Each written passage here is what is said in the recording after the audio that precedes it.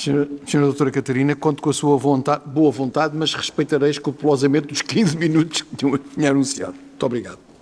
Então, muito obrigada a todos. Queria cumprimentar o moderador do painel, o Presidente do Tribunal Constitucional, o Juiz Conselheiro e Professor Dr. João Pedro Calpers, cumprimentar o Ministro Luís Roberto Barroso e o Professor Marcos Coelho. Agradecer a magnífica organização deste evento, em especial o convite do Professor Carlos Blanco de Moraes.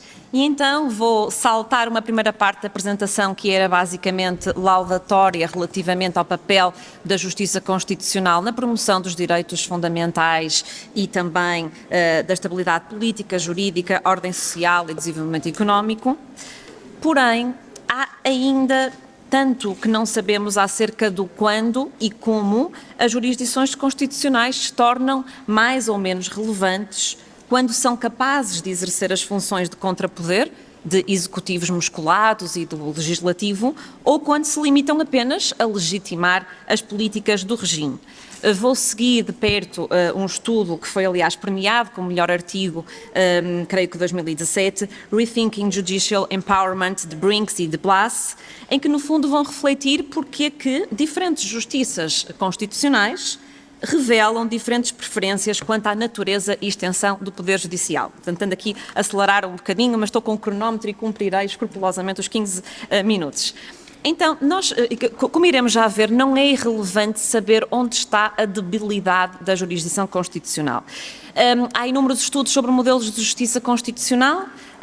Os autores apostaram na combinação de duas métricas, a métrica da autonomia, vou já explicar, e a métrica da autoridade.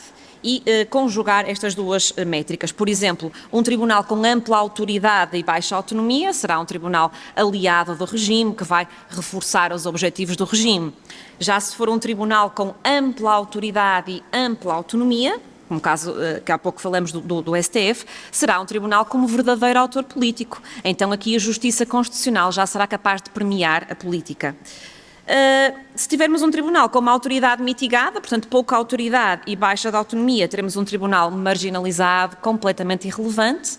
Um tribunal com autoridade mitigada, mas com ampla autonomia, já será um tribunal como uma espécie de árbitro procedimental. Então já conseguirá proteger alguns interesses, mas não tão amplamente como um tribunal como verdadeiro autor político. Então quais é que são as métricas? O Ministro Luís Roberto Barroso já falou destas métricas, são a autonomia. A autonomia aqui podemos perspectivá-la ex ante, significa meio do pluralismo na seleção dos juízes, saber, por exemplo, se a seleção dos juízes envolve mais do que um autor político, qual é que é a maioria exigida, por exemplo, em Portugal a maioria qualificada, a maioria absoluta, ou então a autonomia ex post, já após a nomeação ou a eleição. Qual é que é a capacidade de os juízes se distanciarem da manipulação política. E temos aqui inúmeras métricas relevantes, como, por exemplo, a duração do mandato. Quanto maior for o mandato, maior a autonomia. Compreende-se facilmente, não é? Um fator de penalização é aquilo que existiu antigamente, por exemplo, em Portugal, que era a possibilidade de renovação de mandato dos juízes constitucionais, que já não existe, não é? E que, portanto, é um fator de penalização haver essa possibilidade de renovação, porque obviamente que existe um dever de ingratidão por parte dos magistrados, haverá sempre uma suspeita de quererem agradar, portanto, para garantirem essa renovação do mandato. E depois também uma garantia muito importante é que o número de juízes esteja constitucionalmente blindado. Por exemplo, muito rapidamente o exemplo do Hugo Chávez, em que houve uma revisão constitucional que aumentou de forma relevante o número de juízes constitucionais. Obviamente que depois houve um court packing, ele colocou as suas forças colocaram no tribunal os magistrados que interessavam para apoiar a legislação e as medidas do Executivo que interessavam, não é? Portanto, para evitar precisamente este risco de court packing é muito importante que isso esteja salvaguardado na Constituição.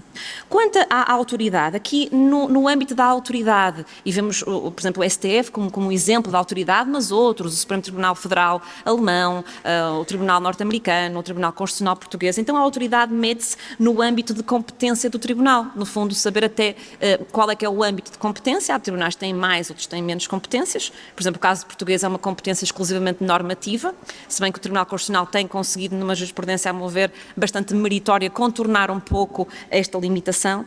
Quanto à legitimidade processual ativa, qual é que é o âmbito da legitimidade processual ativa? Aqui sabemos que ganha o Brasil, porque tem um maior leque de legitimados, e Portugal não tem, por exemplo, a tutela direta dos direitos fundamentais, não tem o recurso de amparo. O número de direitos fundamentais protegidos, aqui Portugal e Brasil são obviamente um exemplo de países com uma proteção muito garantista de direitos fundamentais, apesar de, obviamente, isso não implicar que estejam no ranking top 10 das democracias, aliás, não estão. E, ironicamente, os países que mais protegem direitos fundamentais, ou que maior número de direitos fundamentais têm na Constituição, não estão no top 10 do índice de ranking da democracia, e talvez isso nos devesse fazer pensar também o porquê. Quais é que são os alcances dos efeitos? São efeitos erga omnes, são efeitos meramente inter partes, também é muito importante. No fundo, saber qual é que é a capacidade de intervir com eficácia, com força vinculativa, num amplo leque de disputas politicamente significativas. Eu vou, assim, passar as questões problemáticas dos tribunais aliados de regime, dos tribunais marginalizados. Vamos às questões mais positivas. Então, 2 tipos de tribunais que têm ampla autonomia. A autonomia aqui no sentido, não é, de independência, de a possibilidade do juiz decidir de forma livre. Livre no sentido de ele não tem receio de ser castigado, mas também não está a procurar ser premiado. Isto é muito importante na maior parte dos países cujos mandatos não são vitalícios, não é? A imparcialidade, obviamente que aqui não se almeja, peço desculpa, de forma irrealista, que os tribunais sejam politicamente acéticos. É impossível, os tribunais aplicam a Constituição, que é uma norma política, ou que sejam acéticos em relação a fenómenos políticos sociais em que estão inseridos. Eu achei particularmente interessante aqui uma afirmação muito irónica de Eugenio Zaffaroni, devo estar a pronunciar mal, mas antigo juiz, conselheiro do Tribunal Supremo Argentino e atual juiz do Tribunal Interamericano de Direitos Humanos, que disse o seguinte: não se pode assegurar a imparcialidade colocando alguém acima do que é humano.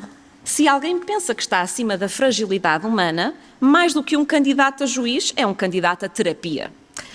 Numa democracia, a imparcialidade é assegurada através da garantia do pluralismo institucional. Portanto, a ideia é apelar ao ideal normativo de que os tribunais deverão, na medida do possível, assumir-se como uma instituição neutra e imparcial. Quanto mais os juízes conseguirem estar libertos das amarras da dependência ou controle por instituições, por indivíduos, por interesses, certamente mais imparciais conseguirão ser e conseguiriam cumprir a sua verdadeira missão, que é, no fundo, uma missão, a meu ver, de servir. Então, estes 2 tribunais, temos o tribunal como o árbitro procedimental, que é o tal tribunal que até tem bastante autonomia, mas que tem uma autoridade mitigada e que corre o risco de tornar-se irrelevante, ou tribunais como verdadeiros autores políticos, e já foi aqui falado do STF, de 1988, Argentina, Colômbia, Costa Rica. Portanto, eles conseguem uma relativa insularidade quanto à pressão política. Há críticas, obviamente, e o ministro Luís Roberto Barroso falou dessas críticas, do ativismo. Eu confesso que antipatizo com o conceito de ativismo judicial. Acho que é um conceito redondo, acho que não significa nada. Tantas vezes dizemos que aquele juiz é ativista porque não concordamos com a decisão. Se tivéssemos concordado, já não era ativista, já era uma decisão fantástica, uma progressista visionária, não é? Eu discordo muito. Acho que é uma perspectiva unidimensional. Claro que o empoderamento dos juízes pode levar a uma judicialização da política, mas uma judicialização da política, como muito bem explicou o Ministro, é diferente do ativismo e diferente de um até muito pior, como fala Ron Herschel, da juristocracia, não é? Que é assim, a temível juristocracia, em que sim há uma usurpação de poderes, em que sim temos aqui realmente a jurisdição constitucional a sair dentro das suas competências. Ora, em países como Portugal e Brasil, em que a jurisdição constitucional tem amplas competências, cumprir o que está na Constituição não é ser ativista, é ser um bom juiz, não é? É aplicar a Constituição.